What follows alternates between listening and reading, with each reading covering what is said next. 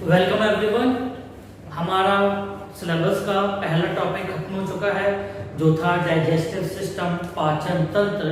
आइए दूसरा topic start करते हैं, human blood and circulatory system, मानव रक्त और परिसंचरण तंत्र। आइए शुरू करते हैं। तो हमारा टॉपिक है human blood and circulatory system, मानव रक्त और परिसंचरण तंत्र। ठीक है, आइए सबसे पहले स्टार्ट करते हैं ह्यूमन ब्लड से। मानव रक्त के बारे में जानने का प्रयास करते हैं। ठीक है, तो हेडिंग डालिए ह्यूमन ब्लड मानव रक्त। ठीक है, मानव रक्त क्या होता है? ये तरल संयोजी ऊतक होता है। क्या होता है? तरल संयोजी ऊतक, लिक्विड कनेक्टिव टिश्यू। ये क्या होता है मानव रक्त? तरल संयोजी ऊतक, तरल संयोजी ऊतक या liquid connective tissue, liquid connective tissue. ठीक है, इसमें कौन कौन से लोग शामिल होते हैं? इसमें दो लोग शामिल होते हैं। आइए देखते हैं कौन कौन से। सबसे पहला है इसमें प्लाज्मा। क्या है? प्लाज्मा। और दूसरा है ब्लड सेल। दूसरा क्या है? Blood cell. ठीक है, प्लाज्मा जब क्या होता है, कितने परसेंट होता है? 55%। कितने परसेंट होता है प्लाज्मा? 55%। और ब्लड सेल कितने होते हैं? 45%। ठीक है, और ब्लड प्लाज्मा में भी 92%, 55% का 92% क्या होता है? वाटर। क्या होता है? वाटर। और 8% क्या होता है? Other organic and inorganic substance होते हैं। प्लाज्मा कितने परसेंट है ब्लड में? 55%। ठीक है, इस 55% में भी 92% क्या होता है? वाटर होता है। और 8% क्या होता है? Other organic and inorganic substance होते हैं। आइए देखते हैं ब्लड सेल में कौन कौन लोग होते हैं। ब्लड सेल होते हैं 45%। ठीक है, और इसमें 3 लोग शामिल होते हैं। कौन कौन से? RBC, red blood corpuscle. ठीक है, एरिथ्रोसाइट भी बोलते हैं। WBC, white blood cell, leukocytes भी बोलते हैं। और प्लेटलेट्स, थ्रोम्बोसाइट्स भी बोलते हैं। तो हमारा मानव रक्त क्या होता है? Liquid connective tissue. 2 लोग शामिल हैं, प्लाज्मा और ब्लड सेल। प्लाज्मा कितने परसेंट होता है? 55%। और ब्लड सेल 45%। ठीक है, प्लाज्मा में 55% में भी 92% क्या होता है? वाटर होता है। और 8% क्या होता है? Other organic and inorganic substance होते हैं। ब्लड सेल में 3 लोग हैं, RBC, WBC और प्लेटलेट्स। ठीक है, आइए एक एक करके सबको समझते हैं।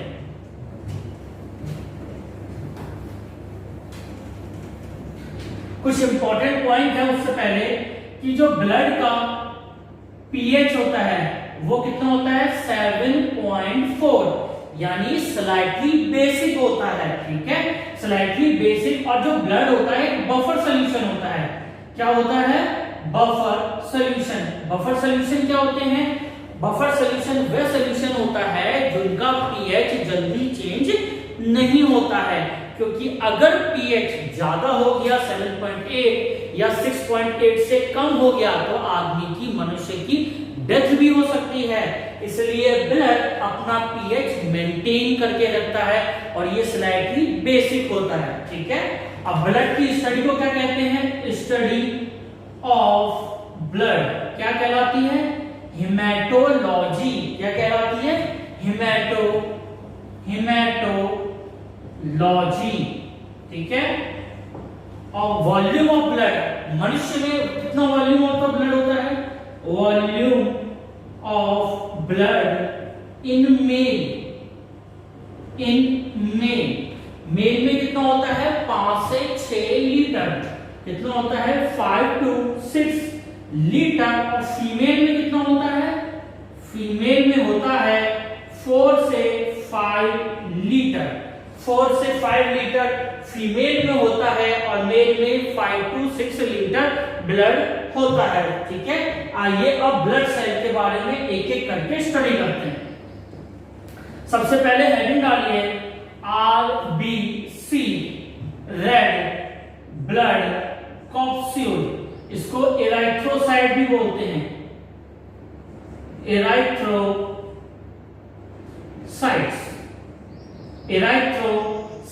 बोलते हैं। रेड ब्लड कैप्सूल्स क्यों बोलते हैं? क्योंकि इसमें न्यूक्लियस नहीं होता है। और इसका क्या फायदा होता है हम आगे देखते हैं, ठीक है। सबसे पहले इसकी कैरेक्टरिस्टिक्स, विशेषताओं के बारे में जानते हैं। सबसे पहले ये ब्लड सेल में सबसे अधिक संख्या में आप पाई जाती हैं, सबसे अधिक संख्या में पाई जाती है। कितनी पाई जाती हैं? 5 से 5.5 मिलियन, 5 से 5.5 मिलियन ऑफ RBC पर mm³ ऑफ ब्लड। क्या मतलब हुआ? अगर आप एक आयतन लें, वॉल्यूम लें, मान लीजिए एक मेरे पास क्यूब है और उसकी लेंथ 1 मीटर, ब्रेथ 1 मीटर और हाइट 1 मीटर है, जो इसका मैं आयतन निकालूंगा तो क्या हो जाएगा? 1 mm³। इस इतने आयतन में कितने मिलियन RBC हैं? 5 से 5.5 मिलियन RBC है, ठीक है। और इनका शेप कैसा होता है?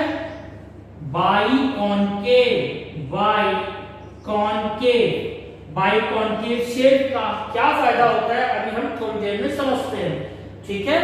और ये कहां फॉर्म होते हैं? फॉर्म इन रेड एडल्ट में रेड बोन मैरो में, रेड बोन मैरो कहां होते हैं? Form red bone marrow. अब भ्रूण में, फीटस में कहां बनते हैं? भ्रूण में या फीटस में ये कहां बनते हैं? आरबीसी फॉर्म्ड होते हैं लीवर में। कहां फॉर्म्ड होते हैं? लीवर में। किसमें? भ्रूण में। भ्रूण में आरबीसी जो फॉर्म्ड होते हैं वो किसमें होते हैं? लीवर में होते हैं, ठीक है। और इनका लाइफ स्पैन कितने दिन का होता है? 120 डेज। कितना लाइफ स्पैन होता है? 120 डेज। और इनकी डेथ ये डिस्ट्रॉय कहां होते हैं? डिस्ट्रॉयड इन स्प्लीन, प्लीहा में। स्प्लीन क्या बोलेंगे हिंदी में? प्लीहा। प्लीहा को दो चीजें बोली जाती हैं, एक तो आरबीसी का मरुस्थल और दूसरा blood bank of body. Blood bank क्यों बोलते हैं? जो एक्स्ट्रा आरबीसी बन जाते हैं वो कहां स्टोर होते हैं? स्प्लीन या प्लीहा में। तो दो चीजें बोलते हैं इसको, आरबीसी का मरुस्थल और ब्लड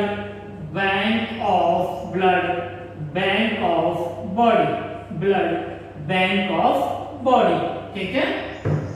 आगे देखते हैं, या आप नोट कर लीजिए, मैं इतना रफ कर देता हूं, ठीक है।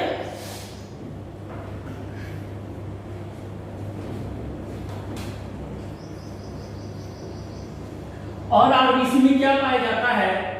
आरबीसी में एक कॉम्प्लेक्स प्रोटीन स्ट्रक्चर पाया जाता है, कॉम्प्लेक्स प्रोटीन स्ट्रक्चर पाया जाता है, जिसको क्या बोलते हैं? हीमोग्लोबिन। क्या बोलते हैं? हीमोग्लोबिन। इसका काम क्या है? इसका काम है ऑक्सीजन को कैरी करना। आप ऐसे समझ सकते हैं यह एक कार की तरह काम करता है जो ऑक्सीजन को अपनी गाड़ी में बिठाता है और इसकी साइड पे छोड़ देता है। सेल टिश्यू जहां जहां जरूरत होती है वहां छोड़ देता है। एक कार की तरह, एक गाड़ी की तरह, ट्रांसपोर्ट सिस्टम की तरह ये कार्य करता है। कौन? हीमोग्लोबिन। अगर इसमें देखेंगे दो तरीके से, हीमोग्लोबिन में दो पार्ट होते हैं, एक तो heme plus globin, heme plus globin, ठीक है। हीम आयरन कंटेनिंग पार्ट होता है, आयरन कंटेनिंग पार्ट होता है, आयरन कंटेनिंग पार्ट होता है। इसी के कारण आरबीसी का कलर क्या होता है? रेड होता है। इसके कारण, हीम के कारण, इसी के कारण क्या कलर होता है इसका? रेड होता है। और ग्लोबिन क्या होता है? प्रोटीन कंटेनिंग पार्ट होता है, प्रोटीन कंटेनिंग पार्ट होता है, कंटेनिंग पार्ट होता है, ठीक है। और इसका वर्क क्या है? इसका वर्क है ऑक्सीजन को कैरी करना, ऑक्सीजन को कैरी करना इसका काम होता है, ठीक है। आइए देखते हैं, आगे देखते हैं। अब जो आरबीसी का जो सरफेस शेप होता है, जो आरबीसी का शेप होता है वो बाइकॉन्केव होता है। कैसा होता है? बाइकॉन्केव। इस बाइकॉन्केव शेप से क्या फायदा होता है कि ये सरफेस एरिया बढ़ा देता है। क्या बढ़ा देता है? ये इंक्रीज करता है surface area for gas exchange. ये क्या करता है? ये शेप सरफेस एरिया बढ़ा देता है, किसके लिए? गैस एक्सचेंज के लिए, ठीक है। और इसको आरबीसी को कॉप्सूल्स बोलते हैं। क्यों बोलते हैं? क्योंकि इसमें अब्सेंट होते हैं न्यूक्लियस, न्यूक्लियस अब्सेंट होता है, mitochondria, mitochondria, Golgi, Golgi, centrioles, ये सब क्या होते हैं? जो सेल में पाए जाते हैं। हम सेल थ्योरी में ये सब पढ़ेंगे। वो क्या होते हैं? अब्सेंट होते हैं। इसके कारण क्या होता है? इसमें सब एरिया क्या होता है? बच जाता है। बहुत एरिया क्या हो जाता है? खाली हो जाता है। जिसके कारण ऐसा क्यों होता है? ताकि हीमोग्लोबिन को इनफ सरफेस मिले, इनफ सरफेस मिले।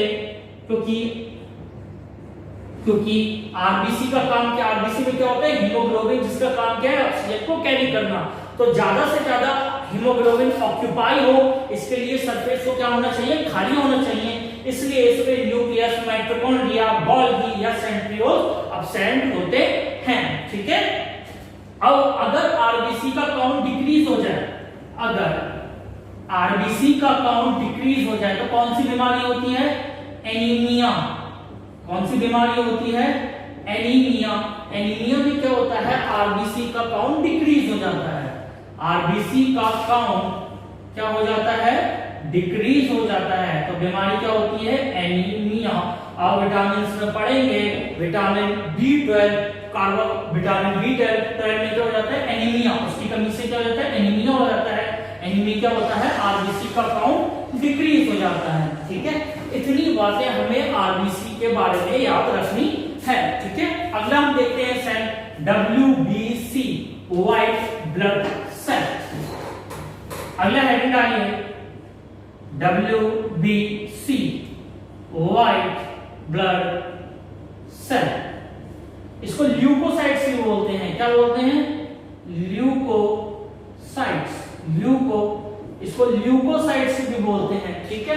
इसका काम क्या होता है? हम जानते हैं शरीर का पुलिसमैन होता है, शरीर का पुलिसमैन होता है और रोगों से हमारी रक्षा करता है। और इसके दो कंपोनेंट होते हैं, एक ग्रैनुलोसाइट्स, ग्रैनुलोसाइट्स, और दूसरा अग्रैनुलोसाइट्स, अग्रैनुलोसाइट्स, ठीक है।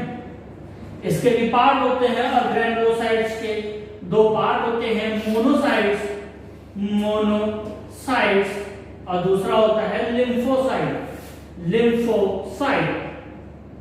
लिम्फोसाइट के भी दो पार्ट होते हैं, एक B lymphocyte, B for bone marrow, और एक होता है T lymphocyte, T stand for thymus. Agranulocytes के भी दो पार्ट हैं, मोनोसाइट्स लिम्फोसाइट, लिम्फोसाइट के भी दो पार्ट हैं, बी लिम्फोसाइट और टी लिम्फोसाइट। अभी देखेंगे एक एक करके। ग्रैनुलोसाइट्स के भी तीन पार्ट होते हैं, पहला, दूसरा, तीसरा। न्यूट्रोफिल्स, न्यूट्रोफिल्स, बेसोफिल्स और इओसिनोफिल्स, इओसिनोफिल्स।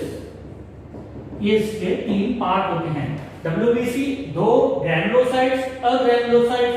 अग्रैनुलोसाइट्स के भी दो पार्ट, मोनोसाइट, लिम्फोसाइट। लिम्फोसाइट में भी बी लिम्फोसाइट और टी लिम्फोसाइट्स, ठीक है। ग्रैनुलोसाइट्स में न्यूट्रोफिल्स, बेसोफिल्स और इओसिनोफिल्स। आइए एक एक करके इनके बारे में जानते हैं, ठीक है।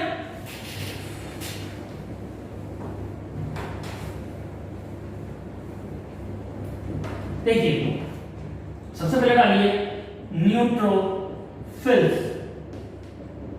न्यूट्रोफिल्स में क्या बात याद रखनी है, एक तो इसको माइक्रोपोलिस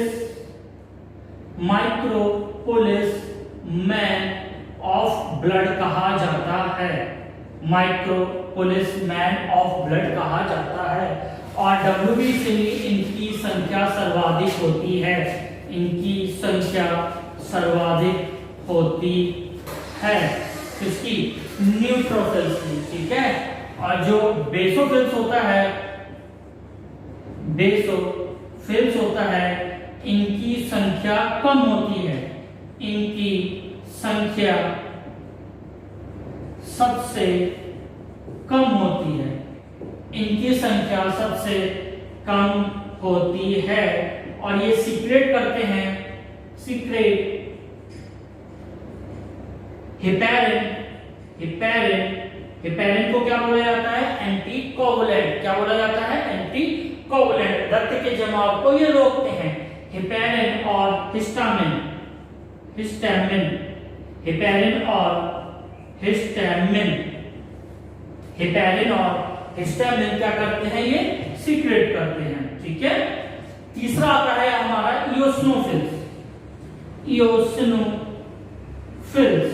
ठीक है। जब हमारे शरीर में एलर्जी हो जाती है तो किसकी संख्या बढ़ती है, इओसिनोफिल्स की। शरीर में एलर्जी होने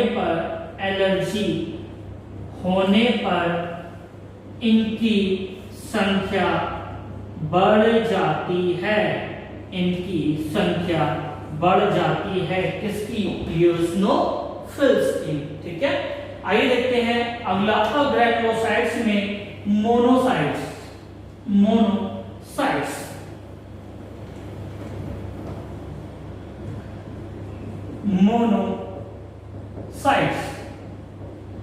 इसको macro, MACRO, macro policeman of blood कहा जाता है। मैक्रोपोलिस मैन ऑफ ब्लड कहा जाता है। और ये सबसे बड़ी डब्ल्यूबीसी होती है, लार्जेस्ट डब्ल्यूबीसी होती है। कौन, मोनोसाइट्स, ठीक है। अब अगला देखिए है लिम्फोसाइट्स, ठीक है। ये दो प्रकार की होती है, एक बी लिम्फोसाइट और दूसरा होती है टी लिम्फोसाइट। देखिए क्या होता है, जब हमारे शरीर में एंटीजन प्रवेश करते हैं, एंटीजन क्या होते हैं, शरीर में बाहरी तत्व जो शरीर को नुकसान पहुंचा देते हैं, तो उसके लिए शरीर एंटीबॉडीज का निर्माण करती है उनसे लड़ने के लिए, ठीक है। तो जब लिम्फोसाइट को भी क्या बोला जाता है, सेल ऑफ इम्यून सिस्टम। तो क्या होता है, जो टी लिम्फोसाइट है वो बी लिम्फोसाइट से कहती है कि आप एंटीबॉडीज का निर्माण कीजिए।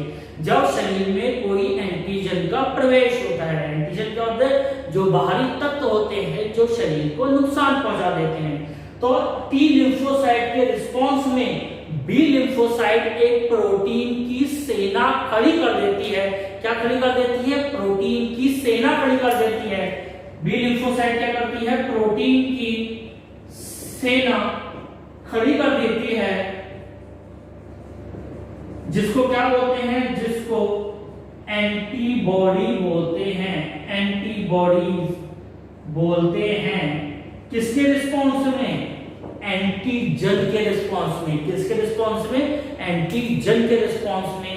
जब हमें एड्स होता है तो एचआईवी वायरस टी लिम्फोसाइट को किल कर देता है। जब टी लिम्फोसाइट किल हो जाता है तो बी लिम्फोसाइट को कोई मदद नहीं मिल पाती, कोई इससे कहने वाला नहीं होता कि एंटीबॉडीज का निर्माण कीजिए। ठीक है, उसके कारण क्या होता है, हमारा इम्यून सिस्टम धीरे धीरे क्या होता जाता है, कमजोर होता जाता है। तो एचआईवी वायरस किसको किल करता है? टी लिम्फोसाइट्स को। ठीक है, ये थे हमारे ग्रैनुलोसाइट्स, अग्रैनुलोसाइट और उसके डिफरेंट पार्ट्स। ठीक है, आइए आप डब्ल्यूबीसी की कैरेक्टरिस्टिक्स देखते हैं, विशेषताएं क्या देखते हैं इसकी, क्या इसकी विशेषता है। पहली विशेषता है कि ये कलरलेस होते हैं। कलरलेस होते हैं। कलरलेस क्यों होते हैं? क्योंकि इसमें आयरन कंटेनिंग पार्ट नहीं पाया जाता। दूसरा क्या होता है, इनके जो संख्या होती है वो होती है 6000 से 8000 पर एमएम क्यूब ऑफ ब्लड, पर एमएम क्यूब ऑफ ब्लड। ठीक है, तीसरा क्या होता है, ये इसका जो लाइफ स्पैन होता है बहुत शॉर्ट होता है। लाइफ स्पैन इसका बहुत शॉर्ट होता है, लगभग 10 से 13 दिन का होता है। और ये न्यूक्लिएटेड होती है, इनमें न्यूक्लियस प्रेजेंट होता है, ये न्यूक्लिएटेड होती है। ठीक है, इनमें न्यूक्लियस प्रेजेंट होता है। ठीक है, इतनी बात हमें डब्ल्यूबीसी में समझनी है। और आरबीसी में हमें एक और बात देखनी होती है कि जो नॉर्मल ह्यूमन में, जो एडल्ट सामान्य मनुष्य में, एडल्ट में जो हीमोग्लोबिन है उसका संख्या 12 से 16 ग्राम पर 100 ml ऑफ ब्लड होती है। 100 ml ऑफ ब्लड में हीमोग्लोबिन की संख्या नॉर्मली 12 से 16 ग्राम होती है। ठीक है, अब आइए बढ़ते हैं आगे। तीसरा प्लेटलेट्स। तीसरा है प्लेटलेट्स। तीसरा हेडिंग डालिए प्लेटलेट्स।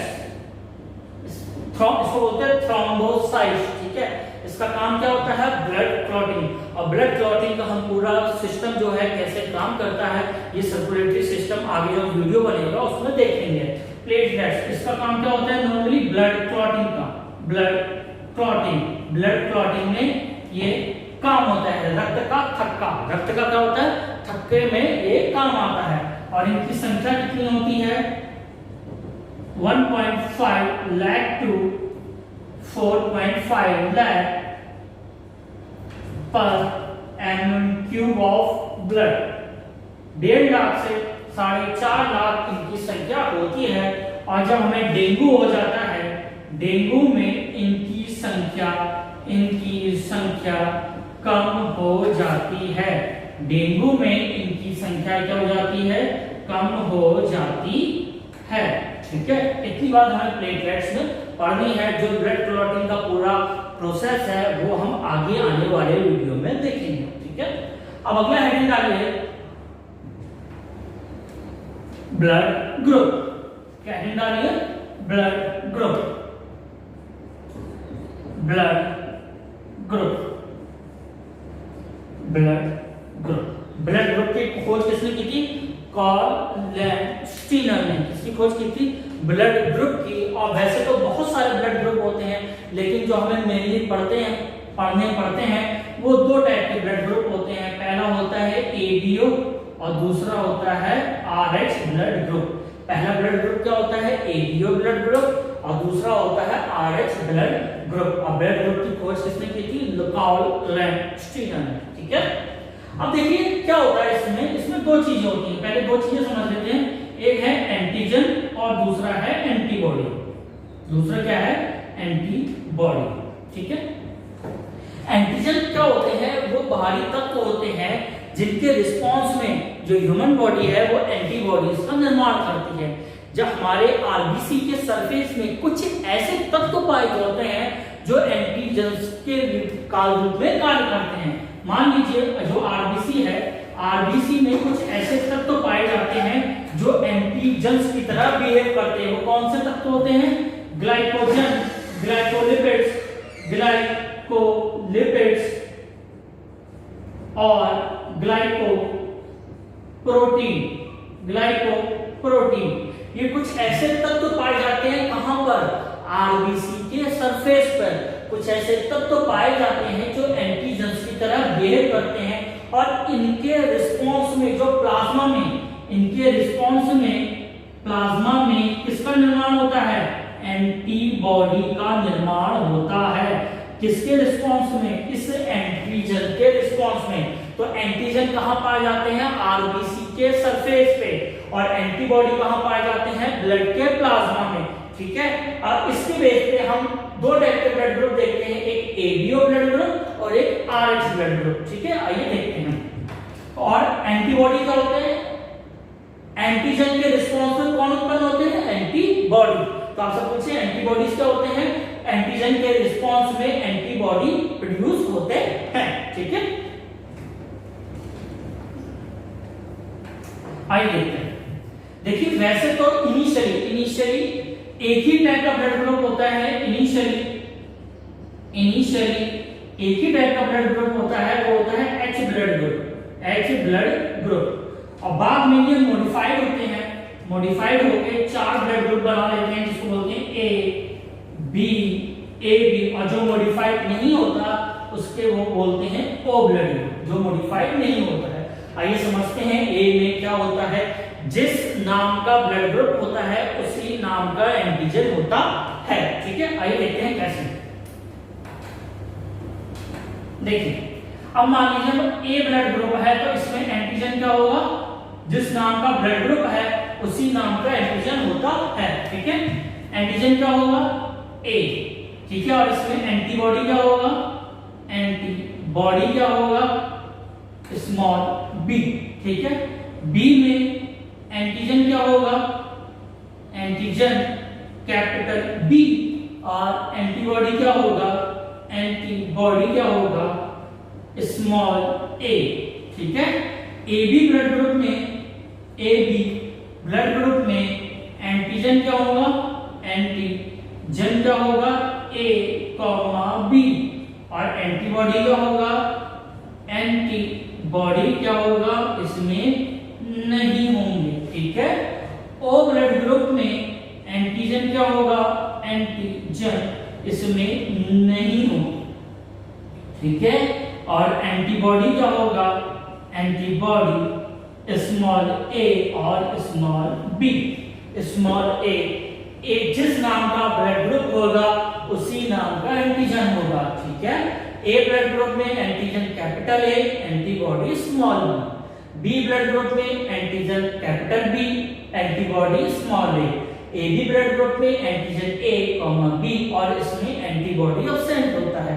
ओ ब्लड ग्रुप में एंटीजन कोई नहीं होता और एंटीबॉडी स्मॉल ए और स्मॉल बी होते हैं। ठीक है, अब देखते हैं कौन किसको दे सकता है, कौन सा ब्लड ग्रुप किस ब्लड ग्रुप को दे सकता है। तो यहाँ पे एक टेबुलर फॉर्म बना लेते हैं, जिसमें यहाँ पे लिखते हैं डोनर, क्या लिखते हैं, डोनर, और यहाँ पे लिखते हैं रिसिपिएंट, डोनर और रिसिपिएंट। डोनर जो अपना ब्लड देगा और रिसिपिएंट जो ब्लड लेगा। ठीक है, अब मान लीजिए मैं एक आपको एग्जांपल से समझा देता हूं, आप समझ जाएंगे, बाकी आप अपने हिसाब से निकाल सकते हैं। ए ब्लड ग्रुप है, ठीक है, इसमें एंटीजन क्या होगा, कैपिटल ए, और एंटीबॉडी क्या होगा, स्मॉल बी। ठीक है, और यहाँ पे हम चार ब्लड ग्रुप लिख लेते हैं, ए बी और ओ। ठीक है, ए में एंटीजन क्या होगा, कैपिटल ए, और एंटीबॉडी क्या होगा, एंटीबॉडी स्मॉल बी।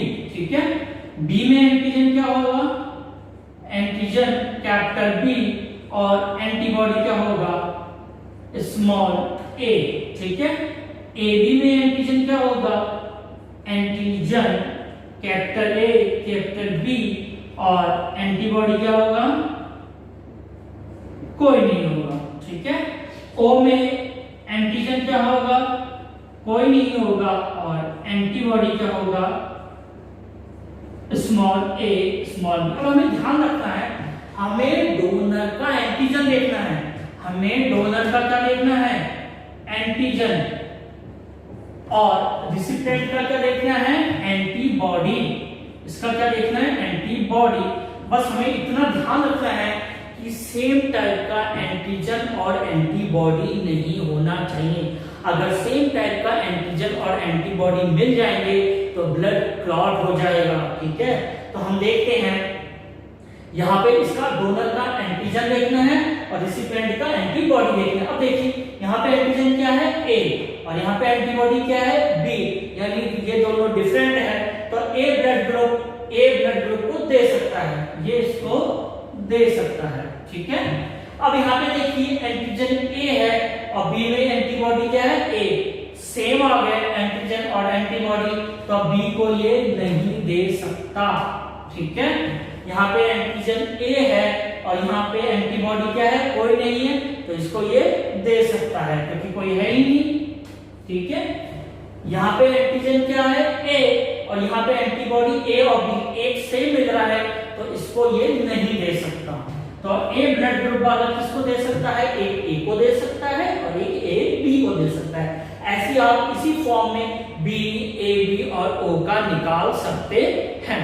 ठीक है, ठीक है, ये था ABO ब्लड ग्रुप। ठीक है, पॉल एंड स्टीनर उन्होंने खोज की थी। अब देखते हैं RH blood group. RH blood group, RH blood group क्या होता है, देखिए एक मंकी था, रीसस मंकी, उसमें जो एंटीजन पाया जाता था वो हमारे ब्लड में भी एक एंटीजन था, उसके सिमिलर पाया गया। रीसस मंकी में जो एंटीजन पाया गया था उसी के सिमिलर ही हमारे शरीर में एंटीजन पाया गया था, और रीसस मंकी के नाम पर ही इसका नाम क्या रख दिया गया था, RH। ठीक है, अगर ये एंटीजन प्रेजेंट है, अगर RH एंटीजन प्रेजेंट है तो इसको बोलते हैं पॉजिटिव। ठीक है, और अगर RH एंटीजन अब्सेंट है तो इसको बोलते हैं नेगेटिव। जैसे अगर मैं एक एग्जांपल लेता हूं, अगर आपसे बोला जाए A पॉजिटिव, ठीक है, तो इसमें एंटीजन क्या है, इसमें एंटीजन है A और RH, और एंटीबॉडी क्या है, एंटीबॉडी है B। कि अगर मैं बोलूं A नेगेटिव तो इसमें एंटीजन क्या है, एंटीजन कैपिटल A, और एंटीबॉडी क्या है, एंटीबॉडी क्या है, स्मॉल b। एंटीबॉडी क्या है, स्मॉल b। ठीक है, हमें एक बात ये ध्यान रखनी होती है, ये मैं रफ कर दे रहा हूं, हमें ये बात ध्यान रखनी है कि जो पॉजिटिव ग्रुप वाला है वो नेगेटिव ग्रुप वाले को ब्लड नहीं दे सकता, नेगेटिव ब्लड वाले को ब्लड नहीं दे सकता। लेकिन जैसे A वाला है A को दे सकते हैं और AB को दे सकता है, लेकिन पॉजिटिव ग्रुप वाला नेगेटिव वाले को नहीं दे सकता, लेकिन नेगेटिव ग्रुप वाला पॉजिटिव ग्रुप वाले को ब्लड दे सकता है। इतनी बात हमें याद रखनी है। ठीक है, अब एक कंसेप्ट आता है यूनिवर्सल डोनर, यूनिवर्सल एक्सेप्टर। अब देखिए कभी कभार बड़ी परीक्षा में क्वेश्चन आता है कि मान लीजिए एक व्यक्ति का एक्सीडेंट हो गया, ठीक है, और उसके ब्लड ग्रुप का चेक करने का टाइम नहीं है, तो कौन सा ब्लड ग्रुप चढ़ाया जाए जिससे उसको कोई भी हानि ना हो।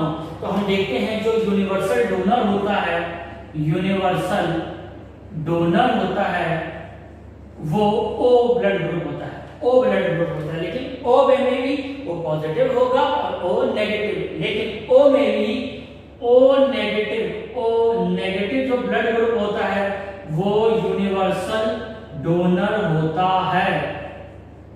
ये ब्लड ग्रुप बिना चेक करे भी, किसी पेशेंट का ब्लड ग्रुप बिना चेक करे भी आप उसे O नेगेटिव ब्लड ग्रुप चढ़ा सकते हैं। आइए देखते हैं क्यों, ऐसा क्यों होता है। ऐसा इसलिए होता है O में एंटीजन क्या होगा, एंटीजन कोई नहीं होगा, और एंटीबॉडी क्या होगा, स्मॉल a और स्मॉल b, और हमारे पास ऐसे रसायन में उपलब्ध है जो एंटीबॉडीज को खत्म कर सकती हैं। इसलिए इसको चलाने से पहले एक इंजेक्शन लगाया जाता है ताकि एंटीबॉडीज क्या हो जाए, खत्म हो जाए। तो इसमें ना एंटीजन्स रहते हैं ना एंटीबॉडी रहते हैं, इसलिए ये ब्लड ग्रुप पूरी तरह सेफ होता है। इसी प्रकार यूनिवर्सल एक्सेप्टर कौन होता है? एक्सेप्टर कौन होता है? वो होता है AB पॉजिटिव। कौन होता है? AB positive. यूनिवर्सल डोनर कौन सा होता है? O में भी कौन सा? O negative. और यूनिवर्सल एक्सेप्टर कौन होता है? AB positive. ठीक है, ये था। अब हम अपने लास्ट टॉपिक की ओर चल रहे हैं, ह्यूमन ब्लड में, जिसमें बताया जाता है कि आपसे पूछा जाएगा कि माता का ब्लड ग्रुप A है, पिता का ब्लड ग्रुप B है, तो उनके बच्चों के संभावित ब्लड ग्रुप क्या होंगे, ये आपसे पूछा जाता है। ठीक है, आइए देखते हैं। ये हमारा लास्ट टॉपिक है ह्यूमन ब्लड का। देखिए, सबसे पहले हमें ये जानना होता है जो जीन होते हैं हमारे आनुवंशिक लक्षणों के लिए जिम्मेदार होते हैं। माता पिता से उनके बच्चों में जीन ट्रांसफर होते हैं और वो हमेशा जोड़ी में चलते हैं। जैसे आपने क्रोमोसोम देखे होंगे, वो 23 पेयर होते हैं। ठीक है, ये हमेशा जोड़ी में चलते हैं। ठीक है, और एक पीढ़ी से आने वाली पीढ़ी में ये आधी मात्रा में पहुंचाए जाते हैं। मान लीजिए ये पिता है और ये माता है, इसमें 15,000 जीन है, इसमें 15,000 जीन है, तो ये आधे आधे करके पहुंचाए जाते हैं। यहां से 7.5, यहां से 7.5, और ये दोनों पलकर 15,000 जीन आगे पहुंचाते हैं। ठीक है, जीन आप कुछ भी मत समझिए। आपने एक रील देखी होगी जिसमें बहुत सारे धागे हैं। ठीक है, उस सारे धागों में एक धागा ले लीजिए तो उसको क्या बोलते हैं? डीएनए। क्या बोलते हैं? डीएनए। और उस डीएनए की सबसे छोटी इकाई को क्या बोलते हैं? जीन। सबसे छोटी इकाई को क्या बोलते हैं? जीन, जो आनुवांशिक लक्षणों के लिए जिम्मेदार होती है। ठीक है, आइए अब निकालते हैं ब्लड ग्रुप के बारे में। कैसे निकालते हैं, देखिए। सबसे पहले आपको क्या करना है? आपको ए बी और ओ के जीन लिखने हैं। ठीक है, इसके जीन होते हैं IA ऑब्लिक या IA और स्मॉल आई। ठीक है, दूसरा बी में लिखना है आपको IB और स्मॉल आई। ठीक है, AB में लिखना है आपको IB। ठीक है, और O में लिखना है आपको स्मॉल आई। ये आपको नोट करना है। ठीक है, लेकिन हम अपनी कैलकुलेशन में ये नहीं लिया। A में IA और स्मॉल आई और B में IB स्मॉल आई, ये हम अपनी कैलकुलेशन में लेंगे। आपको इसी हिसाब से सॉल्व करना है। ठीक है, तो पहले मैं एक छोटा लिख लेता हूं, फिर एक एग्जांपल से आपको समझाता हूं। तो A में हमें क्या लिखना है? IA और स्मॉल आई, हमें ये कैलकुलेशन में लेना है। बी में लिखना है आपको IB और स्मॉल b और I। ठीक है, AB में क्या लिखना है आपको? IA और IB, और O में क्या लिखना है आपको? स्मॉल I और स्मॉल b। अब आपसे पूछा जाए कि अगर पिताजी का ब्लड ग्रुप O है, अगर पिताजी का ब्लड ग्रुप A है और माता का ब्लड ग्रुप B है, तो उनके बच्चों के संभावित ब्लड ग्रुप क्या होंगे? तो आपको कुछ भी नहीं करना, एक टेबल बनानी है। आपको एक टेबल बनानी है और ये ऐसे क्वेश्चन हर एग्जाम में पूछे जाते हैं। आप कोई भी एग्जाम उठा के देख लीजिए। ठीक है, आइए देखते हैं इनको कैसे सॉल्व करते हैं। देखिए, सबसे पहले पिताजी या माताजी कहीं भी लिख लीजिए। मान लीजिए मैं यहाँ पे पिताजी लिख लेता हूँ और यहाँ पे माताजी लिख लेता हूँ। पिताजी का ब्लड ग्रुप क्या है? A, तो हमें अपनी कैलकुलेशन में ये लेना है IA और I। ठीक है, तो यहाँ लिख लेता हूँ मैं IA और स्मॉल I। ठीक है, माताजी का ब्लड ग्रुप क्या है? B, तो मैं अपनी कैलकुलेशन में क्या लिख देता हूँ? IB और स्मॉल I। तो यहाँ पे क्या लिख देता हूँ मैं? IB और स्मॉल I। ठीक है, अब मुझे क्या करना है? ये मैट्रिक्स को सॉल्व करना है, सिंपली मल्टीप्लाई करना है। मैं IB की IA से मल्टीप्लाई करूंगा, IA और IB, फिर IB की I से मल्टीप्लाई करूंगा IB और स्मॉल I, फिर I की इससे मल्टीप्लाई करूंगा IA और I की I से मल्टीप्लाई करूंगा I और I, ठीक है। अब मैं इसके ब्लड ग्रुप देखूंगा। ये ब्लड ग्रुप क्या है? O है, देखिए। ये ब्लड ग्रुप क्या है? A है, ठीक है। ये ब्लड ग्रुप क्या है? B है, और ये ब्लड ग्रुप क्या है? AB। यानी अगर पिताजी का ब्लड ग्रुप A है और माताजी का ब्लड ग्रुप B है, तो उनके बच्चों के चारों ब्लड ग्रुप, संभावित चारों ब्लड ग्रुप हो सकते हैं, ठीक है। मैं एक और एग्जांपल से आपको समझाने का प्रयास करता हूं, ठीक है। अगर मान लीजिए पिताजी का ब्लड ग्रुप AB है, अगर पिताजी का ब्लड ग्रुप AB है और माताजी का ब्लड ग्रुप O है, माताजी का ब्लड ग्रुप O है, तो उनके खुद के बच्चों के संभावित ब्लड ग्रुप क्या होंगे? वही टेबल बना लीजिए आप और उसको मैट्रिक्स को सॉल्व करते हैं, ठीक है। देखिए पिताजी को मैं ऊपर लिख दूं AB, तो AB में IA और IB, ठीक है। माताजी का O है तो I और I, यहां पिताजी लिख लेता हूं और यहाँ पे माताजी लिख लेता हूं, ठीक है। तो कुछ नहीं, इससे मल्टीप्लाई करेंगे IA small I, IB small I, IA small I और IB स्मॉल I। तो देखिए ये ब्लड ग्रुप क्या हो गया? B, और ये ब्लड ग्रुप क्या हो गया? A। तो हमें पता चला कि अगर पिताजी का ब्लड ग्रुप AB है और माताजी का ब्लड ग्रुप O है, तो उनके बच्चों के संभावित ब्लड ग्रुप या तो A होगा और या B होगा। तो ठीक इस प्रकार ये हमने बच्चों के ब्लड ग्रुप निकालना सीखा। अब एक लास्ट टाइम मैं आपको बता देता हूं, अगर हमारे शरीर में ब्लड की अपर्याप्त आपूर्ति होती है तो उस डिसीजेस को बोलते हैं इस्कीमिया। क्या बोलते हैं? इस्कीमिया। जब हमारे शरीर सेल में या स्पेशली दिल के हार्ट की मसल्स में अपर्याप्त आपूर्ति होती है, अपर्याप्त आपूर्ति होती है किसकी? ब्लड की अपर्याप्त आपूर्ति होती है, तो उस डिसीजेस का क्या बोलते हैं? इस्कीमिया, ठीक है। इतनी बात हमने ह्यूमन ब्लड के बारे में सीखी। इससे आगे आने वाले वीडियो में हम सर्कुलेटरी सिस्टम के बारे में पूरा जानेंगे, उसका स्ट्रक्चर, उसके फंक्शन और उसके डिसीजेस। तब तक आप अपना ध्यान रखिए, सुरक्षित रहिए, घर पे रहिए। थैंक यू, नमस्कार।